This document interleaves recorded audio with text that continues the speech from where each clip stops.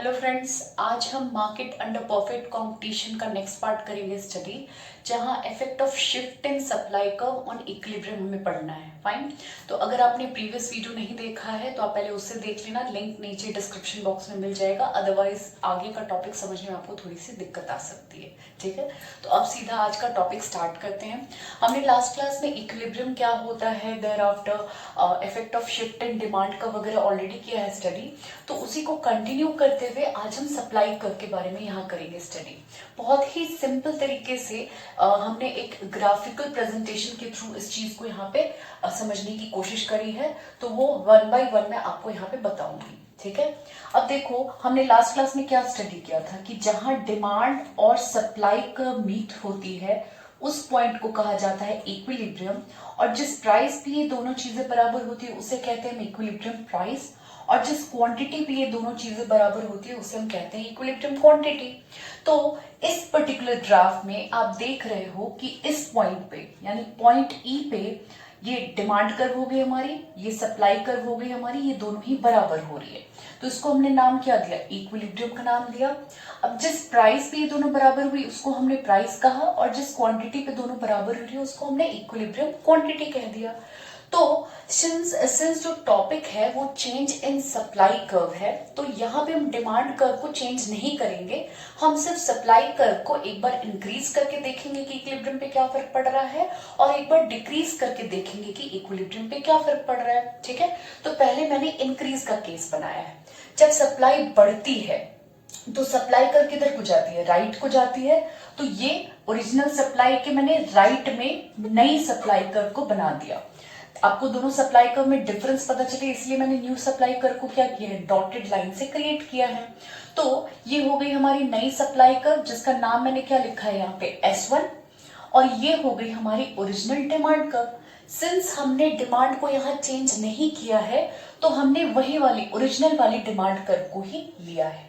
अब जो इक्विलिब्रियम में चेंज है वो स्टडी करने के लिए हम क्या करेंगे, जो नई वाली सप्लाई है और जो हमारी ओरिजिनल डिमांड है वो जहां पे मीट हो रही है, हमारे ग्राफ के अकॉर्डिंग पॉइंट E1 पे मीट हो रही है, तो E1 को हमने क्या कह दिया, न्यू इक्विलिब्रियम कह दिया। ठीक है, तो अब ये जो इक्विलिब्रियम जिस प्राइस पे आएगी उसको हम क्या कहेंगे, न्यू प्राइस। ये P1 क्या हो गई, नई वाली प्राइस, और ये Q1 क्या हो गई, नई वाली क्वांटिटी हो गई। सिंपल सी बात है। ठीक है, अब मेन पॉइंट यहाँ पे ये आता है कि आखिर ऐसा होता क्यों है।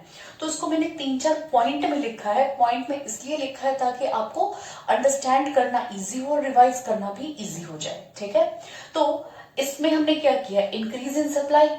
जब इंक्रीज इन सप्लाई किया, अभी डिमांड को हमने चेंज नहीं किया है, तो उस केस में सप्लाई ज्यादा हो गई और डिमांड रहेगी उतनी, यानी कम हो गई डिमांड।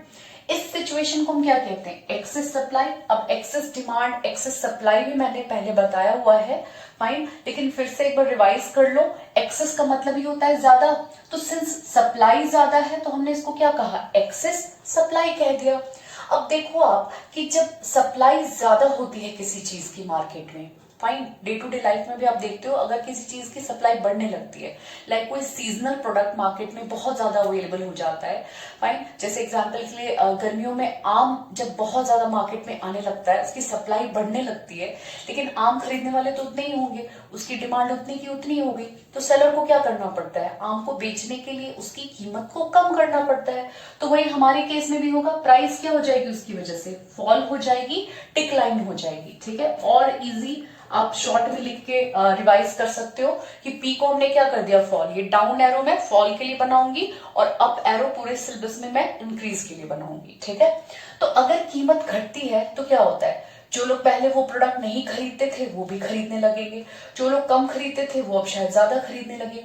लाइक मान लो आपके घर में पर डे 1 kg आम आता था, मे बी 2 किलो आने लगे, या फिर जो लोग पहले मैंगो नहीं परचेज कर पाते थे क्योंकि उनके लिए वो महंगा था प्रोडक्ट, अब वो भी उस प्रोडक्ट को खरीदने पर लगेंगे। तो इसकी वजह से डिमांड क्या हो गई, बढ़ गई, यानी डी इंक्रीज हो गया। अब डी अगर डिमांड अगर बढ़ा, ठीक है, तो उसके बाद फिर आपका जो है इक्विलिब्रियम में फिर चेंज आना शुरू हो जाएगा। ठीक है, अब दूसरी तरफ हम देखेंगे कि जब प्राइस घटने लगी तो फिर सप्लाई और प्राइस का रिलेशन भी हम जानते हैं, प्राइस के घटने से सप्लाई क्या होती है, घट जाती है, यानी कि एस क्या हो जाता है, फॉल हो जाता है। यानी बहुत सारे एग्जाम्पल में जो हम डिस्कस कर रहे हैं, बहुत सारे फ्रूट सेलर जो पहले मैंगो बेचते थे उनको तो प्रॉफिट मार्जिन ही ज्यादा नहीं मिलेगा, तो वो मैंगो रखना अपने पास छोड़ देंगे। फाइन, तो अब नो डाउट आप बोलोगे कि मैंगो जाएगा कहाँ, तो वो कई बार क्या होता है कि आपने न्यूज में भी देखा होगा कि प्रोडक्ट सही कीमत पे नहीं बिकने की वजह से फार्मर्स के पास ही वो पड़ डिस्ट्रॉय हो जाता है। इस केस में कुछ वैसा ही होगा। ठीक है, सप्लाई क्या होने लगी, फॉल होने लगी। मतलब एक तरफ डिमांड बढ़ रही है, दूसरी तरफ सप्लाई घट रही है, और ये प्रोसेस कंटिन्यू होता जाएगा कब तक, जब तक कि डिमांड और सप्लाई बराबर ना हो जाए। कहां पे, पॉइंट E1 पे, यानी कि हम कहां पहुंच गए, नई वाली इक्विलिब्रियम पे पहुंच गए। क्लियर है। अब जैसे इस केस में हमने क्या पढ़ा, इंक्रीज इन सप्लाई, तो इसका दूसरा सिचुएशन क्या हो जाएगा, डिक्रीज इन सप्लाई। ठीक है, अब डिक्रीज इन सप्लाई का मैं पूरा स्टेप यहां नहीं लिख रही हूं, बस ब्रीफ में समझा रही हूं। क्यों, क्योंकि आप पहले एक बार खुद से ट्राई करो, कोई डाउट हो तो आप कमेंट सेक्शन में नीचे लिखना, मैं दोबारा से पूरा ग्राफ आपको प्रेजेंट करके समझा दूंगी। लेकिन यहाँ पे मैं आपको भी फिलहाल ब्रीफ में एक बार बताने जा रही हूँ। ठीक है, इसी ग्राफ में हम चेंज करके स्टडी कर लेंगे। तो डिक्रीज इन सप्लाई हुआ तो सारी चीजें क्या हो जाएंगी, ऑपोजिट। ठीक है, सारी चीजें क्या हो जाएंगी, ऑपोजिट, यानी कि ये हम वहीं से लेके चलते हैं, ये हमारी ओरिजिनल डिमांड, ओरिजिनल सप्लाई। तो यहाँ पे हमारा अब जो चेंज आएगा, सप्लाई डिक्रीज हुई है तो सप्लाई किधर को जाएगी, लेफ्टवर्ड, एस से मूव होके S1 पे चली गई, तो इक्विलिब्रियम क्या हो जाएगी, E से मूव होके E1। पिछले केस में प्राइस घटी थी तो यहाँ पे प्राइस क्या हो जाएगी, बढ़ जाएगी, इंक्रीज हो गई, लेकिन क्वांटिटी यहाँ पे बढ़ी थी, अब हमारे केस में क्वांटिटी क्या हो जाएगी, डिक्रीज हो जाएगी, Q1। अब यहां पे भी आप क्या कर सकते हो, इसको चेंज कर सकते हो। इंक्रीज को हमने क्या कर दिया, यहां पे चेंज करके डिक्रीज कर दिया। तो डिक्रीज किया तो इस बार सप्लाई क्या हो जाएगी, कम, और डिमांड क्या हो जाएगी, ज्यादा। तो अब जब डिमांड ज्यादा है तो इसको क्या कहेंगे हम, एक्सेस डिमांड कहेंगे। सिंपल सा रूल है यहाँ पे भी कि जो भी चीज ज्यादा हो रही है उसके साथ हम क्या लगा देंगे, एक्सेस वर्ड लगा देंगे। तो सिंस यहाँ डिमांड ज्यादा है तो हमने क्या लिख दिया, एक्सेस डिमांड लिख दिया। ठीक है, तो एक्सेस डिमांड होने की वजह से यहाँ पे क्या हो गया, प्राइस हमारी घटी थी, यहाँ पे प्राइस क्या हो जाएगी, हमारी बढ़ जाएगी, यानी प्राइस विल इंक्रीज लिख देंगे।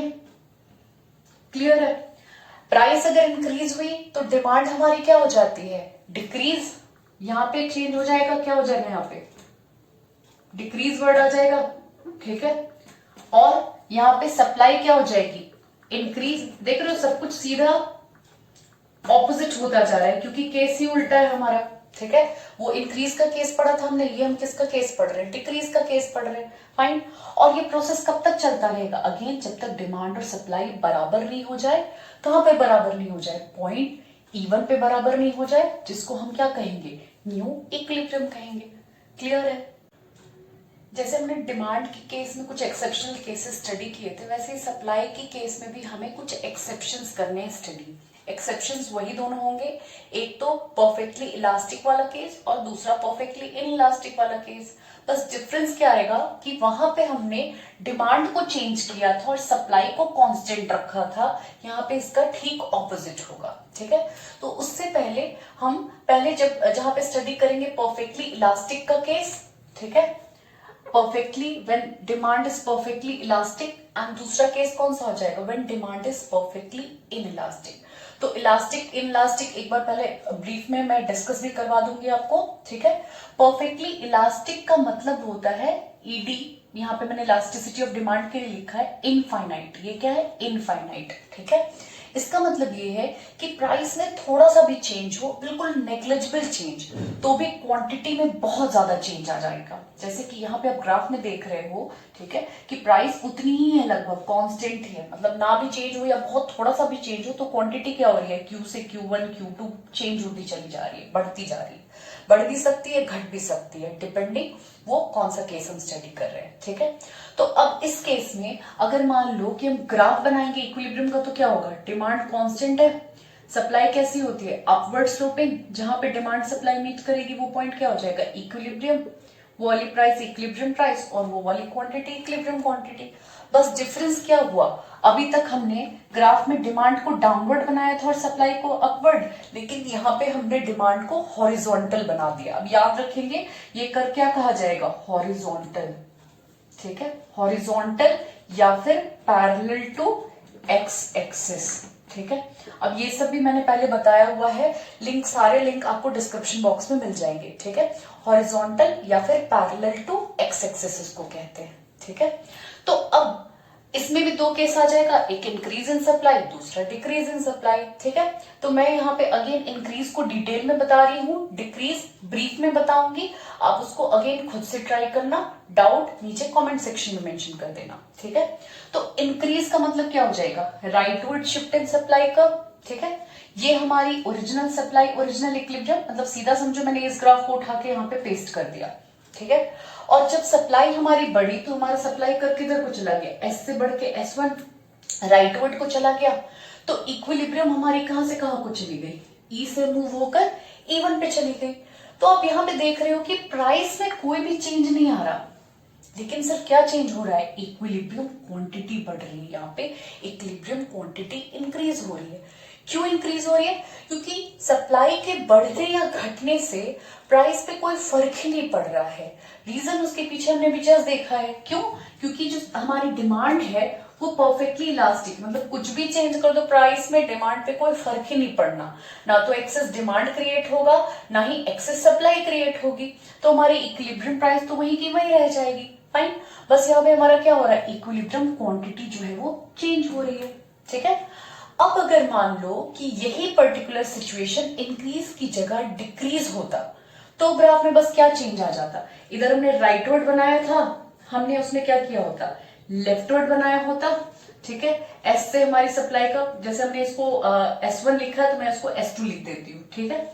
फिर भी हमारी प्राइस क्या रहती, सेम, बस उस केस में क्वांटिटी अगेन मैंने Q2 लिख दिया है, क्यों, क्योंकि यहाँ पे Q1 मैंने यहाँ पे इसके लिए इंक्रीज के लिए यूज किया हुआ है, तो Q2 मैंने लिखा होता, बस यहाँ पे क्वांटिटी क्या हो गई होती, डिक्रीज हो गई होती, फॉल हो गई होती, बाकी और भी कोई चेंजेस नहीं आते, ठीक है। क्यों, रीजन भी तो वहां पे यही रह जाता ना कि इलास्टिक है डिमांड, तो उसकी वजह से प्राइस चेंज नहीं होगी, ना एक्सेस डिमांड होगा ना एक्सेस सप्लाई होगी, और हमारी नई इक्विलिब्रियम उसी प्राइस पे बस न्यू रिड्यूस्ड क्वांटिटी के साथ क्रिएट हो जाएगी। क्लियर है यहाँ तक। अब जैसे हमने यहाँ पे इलास्टिक का, परफेक्टली इलास्टिक का केस स्टडी किया है, अब हम आगे क्या स्टडी करेंगे, परफेक्टली इनइलास्टिक का केस करेंगे स्टडी।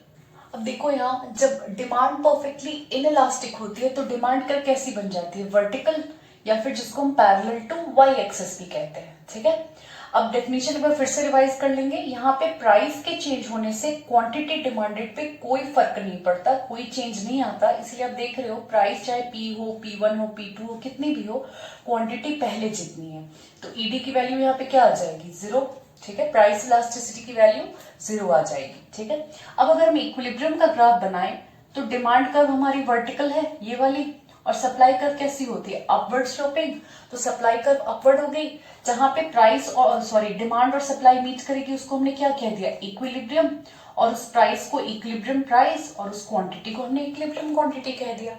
अब यहाँ पे भी कितने केसेस आएंगे, 2, इंक्रीज इन सप्लाई का और दूसरा डिक्रीज इन सप्लाई का, तो अगेन मैंने यहाँ पे कौन सा केस बनाया है, इंक्रीज इन सप्लाई का केस बनाया है, ठीक है।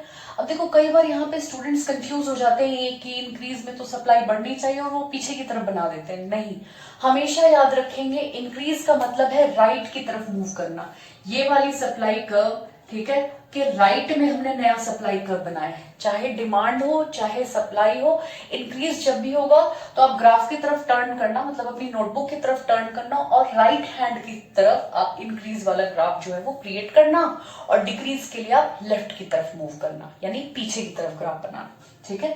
तो ये हमारी ओरिजिनल इक्विलिब्रियम, मतलब ये वाला ग्राफ हमने यहाँ पुट कर दिया। जब सप्लाई इंक्रीज हुई तो फिर उस केस में क्या हो जाएगा, ठीक है, जब सप्लाई इंक्रीज हुई तो उस केस में क्या हो जाएगा, सप्लाई कर्व हमने बना दिया राइट साइड को, ठीक है, S से मूव होकर S1 को चली गई, तो इक्विलिब्रियम हमारी क्या हो जाएगी, E से मूव होकर के हमारी इक्विलिब्रियम E1 पे चली जाएगी, जिसकी वजह से आप देख रहे हो प्राइस क्या हो गई, फॉल, ठीक है, प्राइस विल डिक्रीज, और क्वांटिटी हमारी क्या रह जाएगी, कांस्टेंट, क्यों कांस्टेंट रह जाएगी? क्योंकि यहाँ पे डिमांड जो है, इलास्टिसिटी ऑफ डिमांड, वो परफेक्टली इनइलास्टिक है और हमारा कर्व कैसा बना है, यहाँ पे कांस्टेंट बना है, उसमें कोई चेंज नहीं आएगा। हमारी जो क्वांटिटी है वो ओक्यू क्वांटिटी की ओक्यू क्वांटिटी ही यहाँ पे रह जाएगी, उसमें कुछ भी चेंजेस हम नहीं करेंगे। फाइन। अब यहाँ पे अगेन इंक्रीज की जगह डिक्रीज का केस होता तो ग्राफ में हमने क्या किया होता? हमने ग्राफ में ये वाली लाइन नहीं बनाई होती, हमने ग्राफ में कौन सी लाइन बनाई होती? ये मान लो हमारा ओरिजिनल वाला ग्राफ हो गया, ठीक है। तो हमने अगर डिक्रीज का केस बनाया होता तो S1 किधर को बनाया होता? पीछे को। इक्विलिब्रियम हमारी कहाँ को आ जाती? ये ओरिजिनल वाली इक्विलिब्रियम हो जाती, ये हमारी नई वाली इक्विलिब्रियम हो जाती, ये ओरिजिनल प्राइस और ओरिजिनल क्वांटिटी, और ये हमारी हो जाती न्यू प्राइस। यानी P से इंक्रीज होकर प्राइस क्या हो जाती? P1 को चली जाती, बढ़ जाती, इंक्रीज हो जाती। क्लियर है यहाँ तक? अब एक और इनफैक्ट एक या दो और लेक्चर्स मैं लूंगी इस चैप्टर से जुड़े हुए, लेकिन उससे पहले आपको एक छोटा सा मैं काम बोल रही हूँ, आप ट्राई करके देखना। आप ये सोचना कि अगर डिमांड और सप्लाई दोनों में ही एक साथ चेंजेस आ जाए तो फिर हमारी इक्विलिब्रियम पे क्या फर्क पड़ेगा। ठीक है, मैं एक एग्जाम्पल के थ्रू आपको बता रही हूँ, उसको आगे जितने पॉसिबल केसेस होंगे वो आप एक बार पहले सोचना और फिर नेक्स्ट क्लास में फिर हम उसे डिस्कस करेंगे तो आपको ज्यादा अच्छे से समझ में आएगा। ये हो गई हमारी डिमांड, ये हो गई हमारी सप्लाई। अभी तक हमने क्या किया? या तो सप्लाई को चेंज किया या फिर हमने डिमांड को चेंज किया। अब अगर मान लो मैं बोलूं कि दोनों ही, डिमांड और सप्लाई दोनों में ही चेंज आता है, यानी डिमांड भी बढ़ जाती है, डी से बढ़ के D1 हो जाती है और एस भी एस से बढ़कर S1 हो जाती है, तो क्या प्राइस बढ़ेगा या घटेगा? क्वांटिटी बढ़ेगी या घटेगी? क्या होगा? या फिर ऐसा भी तो हो सकता है कि डिमांड बढ़ रही हो और सप्लाई घट रही हो, या फिर सप्लाई बढ़ रही हो डिमांड घट रही हो। तो इन सारे केसेस में क्या इफेक्ट आएगा इक्विलिब्रियम पे, इसको आप एक बार ट्राई करके देखना, फिर हम इसको नेक्स्ट क्लास में करेंगे discuss. And one more thing, बहुत ही जल्दी मैं बिजनेस स्टडीज भी स्टार्ट करने वाली हूँ, एंड सिंस एग्जाम्स नजदीक आ रहे हैं तो इसको बहुत ही, बिजनेस स्टडीज को बहुत ही फास्ट ट्रैक पे लेके चलेंगे ताकि आपको कंसेप्ट भी समझ में आ जाए और आपका सिलेबस भी बहुत अच्छे से कंप्लीट हो जाए। फाइन। तो अगर आपने अब तक चैनल सब्सक्राइब नहीं किया तो जरूर सब्सक्राइब कीजिए and keep watching. Thank you so much.